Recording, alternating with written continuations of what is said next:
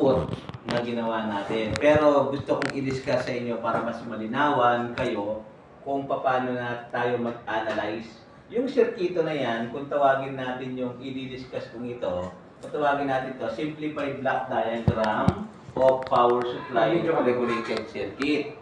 So, bakit siya tinawag na regulated circuit? Kasi gumamit siya ng dalawang pyesa na kung saan rene-regulate niya yung 12 volts at rene-regulate niya yung 5 volts in the DC output. So, pag-usapan muna natin kasi ito yung operation ng bawat stages at ng bawat components sa pangkabuuang circuito. Unahin natin si power transformer stage. So, si power transformer stage composed of LCP, composed of fuse, switch, and power transformer. Lahat ng electronic appliances gumagamit ng ganitong klaseng power supply sa pangkabuuan.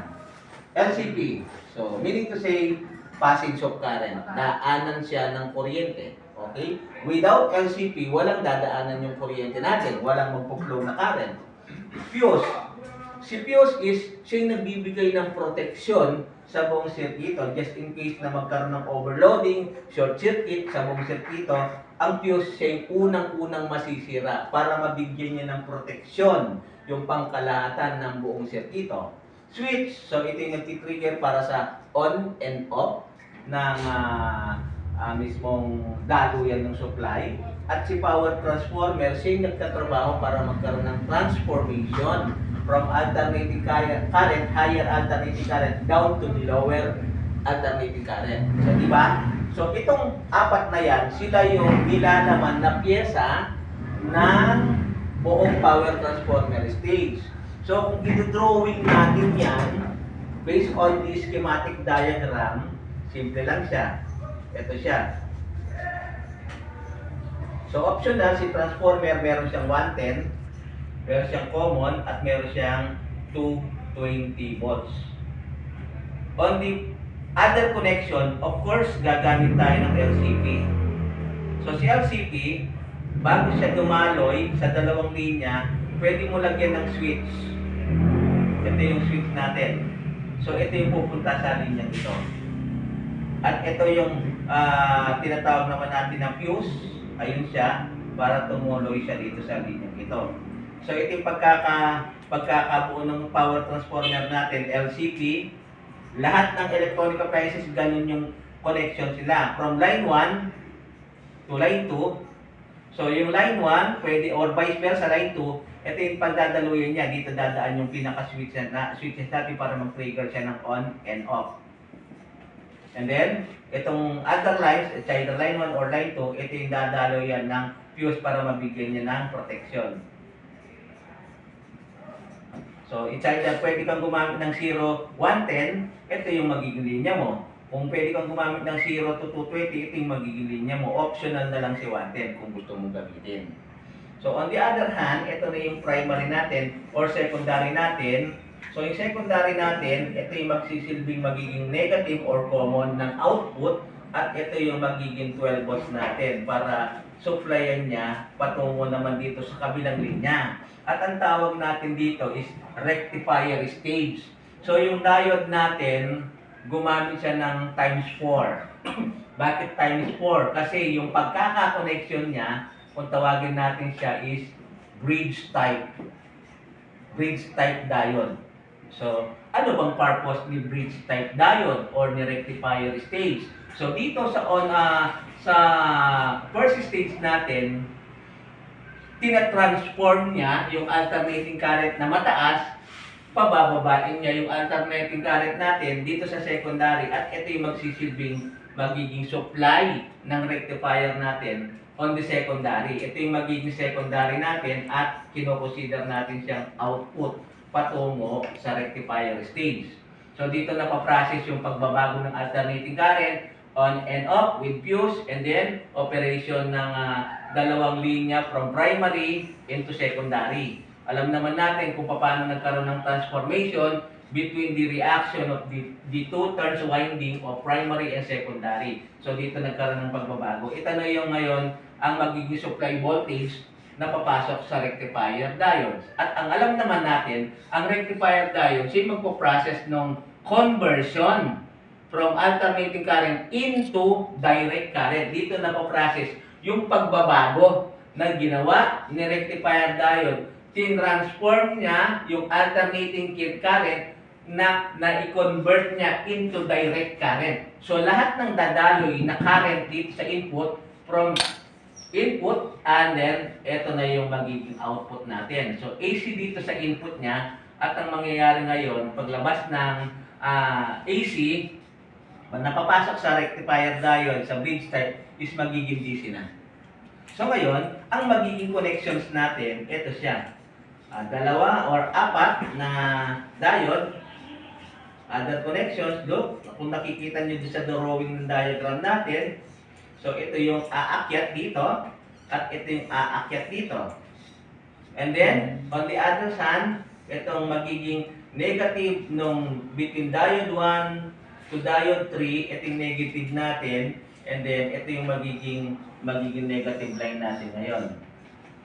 So ito, diode 1, then negative, positive, negative, positive, negative, positive, and negative, positive. Naka-series yung apat na diode. So, yung trabaho ng apat na diode, dito na-process yung pagre-rectify para ma-convert yung AC at magiging DC na tayo ngayon. So, itong output na to, ito na yung pinaka-rectifier natin. So, ito yung first stage, power transformer stage, and then rectifier stage. Okay? And then, on the other hand, meron tayong tinatawag na filter stage composed of polarized capacitor and resistor. So, meron tayong isang capacitor dito. Okay, yan. From positive to positive, negative to negative line.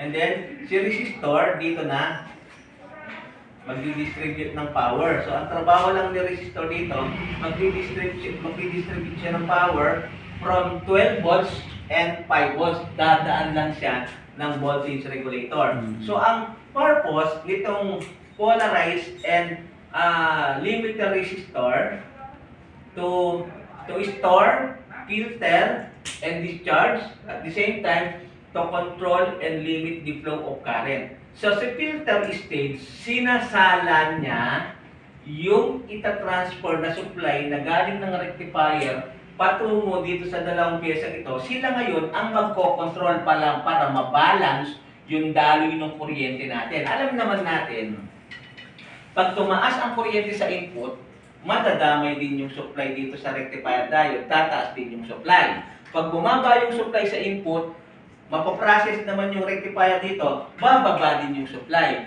From power transformer primary down to the rectifier diode, pag tumaas, nag-fluctuate yung current, taas, baba, maapektuhan din siya. Pero pag dumaan na, let's say, sir, ang taas ng kuryente rito. Sir, bumaba yung kuryente rito. Pagpasok ng capacitor at ng resistor, mako-control na nila yung bigla ang taas at bigla ang baba ng kuryente. Bakit? Si capacitor kasi, pag bumaba yung kuryente, siya yung magbibigay at pupuno ng kakulangan na supply. Si capacitor naman, kapag tumaas ang kuryente, binabawasan niya, pinifilter niya. Nakukuha? And then, sa tulong ni resistor, nalilimit at nakokontrol yung daloy ng kuryente bago nila i-transfer sa output. So, pagdating dito sa dalawang linya, ito yung magiging 12 volt supply mo at ito yung magiging 5 volt supply mo. So, dito na mani-distribute dito sa kabilang stage na kung tawagin naman natin to is regulator stage. So, ang purpose ni regulator stage to regulate the voltage supply in the DC output. DC na to eh. DC na. DC na yung ilalabas dito. DC na rin yung ilalabas dyan. So, sabi niya is to regulate the voltage supply in the DC output. So, eto na yung voltage regulator natin. Isang linya. Tama? Yung negative line, patungo na sa bilang negative. That is common. And then, meron pa tayo isang voltage regulator dito. Yung input, papasok sa kanya. And then, itong magiging output niya, magkasama na yung ground nito at yung ground nito. And then, output para sa 5. And then, magiging output para sa 12. So, pero meron pang pyesa rito. na kung tawagin natin yon, Capacitor. filter capacitor. So ito, ayan siya. So bawat output, may filter capacitor para sa 12 volts, may filter capacitor para sa 5 volts. Tumutulong lang. Sir, Filter capacitor. yes. Sir, pwede bang mawala ito? No. Pwede naman, pero wala siyang support eh. Siyempre, pag wala siyang katulong, alam naman natin kapag ang isang bagay, tao man yan, o gamit man yan, kung wala siyang backup support, just in case na masira siya, tuluyan siyang masisira. Pero kung may backup support siya, like component, like filter capacitor, tumutulong siya para sa pag-filter and regulate ng voltage supply, para sa ma-regulate niya yung 5 volts ng DC at para ma-regulate na ngayon yung 12 volts or 5 volts ng DC. So, pag sinabing 12 volts, 78, 12. Pag sinabing 5 volts, 78, 05. So, yung dalawang regulator. So, silang dalawa ang nagtrabaho para ma-regulate yung 12 at ma-regulate yung 5. Ngayon, di ba pin-practice natin yan nung nasa cardboard tayo or sa illustration board. Nagsukat tayo using multi-tester. Nakakalibrate tayo ng DC, negative into ground. Tama ba tayo? And then, the positive test probe. So, kapag nag-measure tayo into terminal of 5 volts ang reading. Pag tinransfer natin into 12 volts, ang reading natin, 12 volts. Meaning to say, may 5 volts ka, may output ka, nang umaandar, nakasaksak siya. Pag sinabi natin in circuit,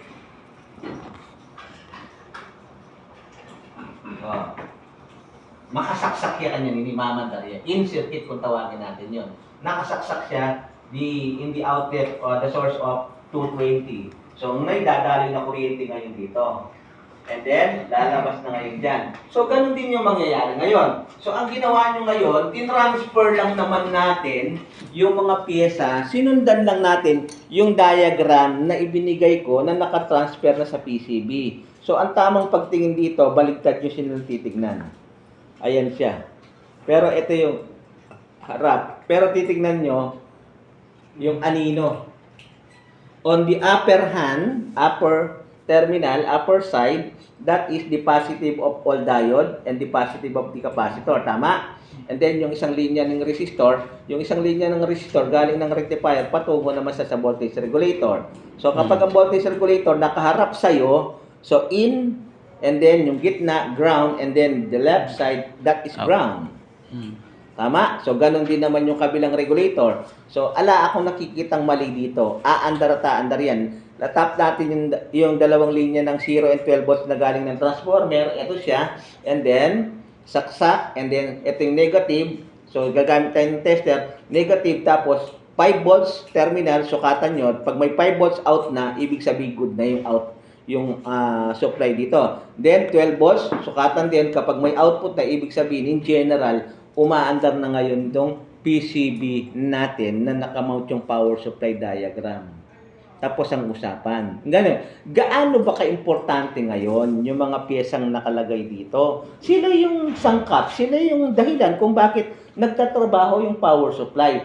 Yung power supply ni inverter board at power supply ni inverter board ng aircon at saka ni rep is pare-pareho lang sila. Ito pa rin yung i-discuss ko. Kaya lang bukas, kapag nag-present kayo ng diagram sa akin, titingnan ko lang in 15 minutes. Tapos, i-discuss ko sa inyo kung paano i-deliberate sa inyo, kung paano ina-adapt, ina-apply yung circuit tracing method. So, example, simple lang. Paano ba ibig mo sabihin sa circuit tracing method? So, si circuit tracing, iti-trace natin yung circuito. Sino-sino ba yung mga piyesang nakalagay? Paano ba yung connection? Di ba? Saan ba nakakonect yung polarity ng positive, negative, input and output? So, yung sa pamamagitan ng pagtitrace natin doon sa bawat linya, yun yung totoong kahulugan ng circuit tracing. Circuit tracing na may basihan tayo with schematic diagram.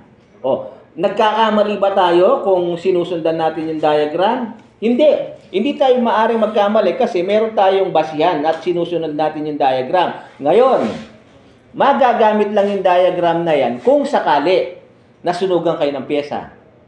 Nasunugan ka ng pyesa, naputol yung linya. So, anong basihan mo? Anong baseline mo doon? So, sundan mo ngayon yung diagram na natutunan mo during our training. Itong diagram ng power supply, standard po to. Ngayon, kung makakita kayo ng ibang schematic diagram ng power supply na nakalagay sa aircon, na nakalagay sa mga rep natin, pare-pareho lang. Check, bukas, marirealize nyo na yan. I-discuss ko